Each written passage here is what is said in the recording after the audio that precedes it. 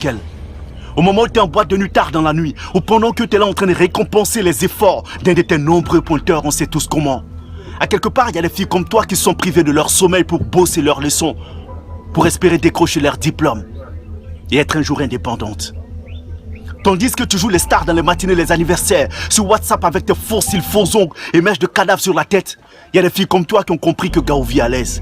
Au moment où tu es quelque part à Gonzague sur la lagune en train de te dénuder pour profiter de l'argent d'un gars qui va ensuite te défoncer.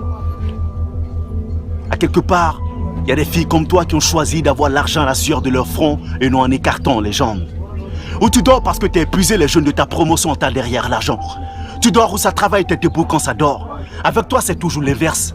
La nuit, c'est ta journée, la journée, c'est ta nuit. Quand tu les vois, n'ont qu'une chose en tête. Comment faire pour vivre une vie de luxe ou avoir le dernier iPhone pour le faire croire alors qu'elles ne travaillent pas? Je me demande, est-ce qu'elles sont normales pour le vrai? Est-ce qu'une personne qui a toutes ses facultés aurait le courage d'être super inconscient jusqu'à ce point?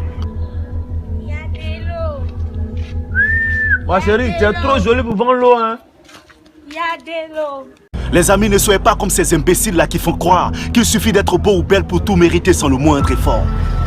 Si la beauté devrait privilégier les gens, l'Inde aurait été la plus grande puissance au monde. On a connu des filles qui n'ont jamais rien appris à faire de leurs 10 doigts.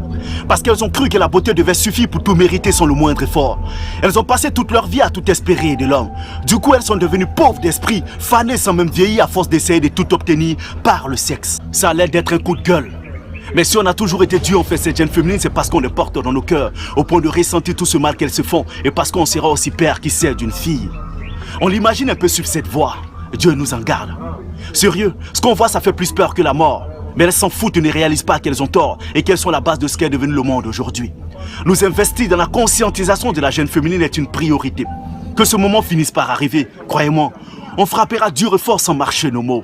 Tant que votre objectif sera d'être avec des mecs qui ont déjà presque tout, vous irez de mec en mec sans avoir de la valeur aux yeux d'aucun d'entre eux. Vous serez juste des objets de plaisir, des objets sexuels. C'était la voix d'Askim qui vous parlait, le sage incompris et sa bande. Notre rôle est déjà joué du moment où on partage avec vous une expérience qui vise à éveiller les consciences et on prend énormément de plaisir à le faire. 2022, c'est l'année de la révolution.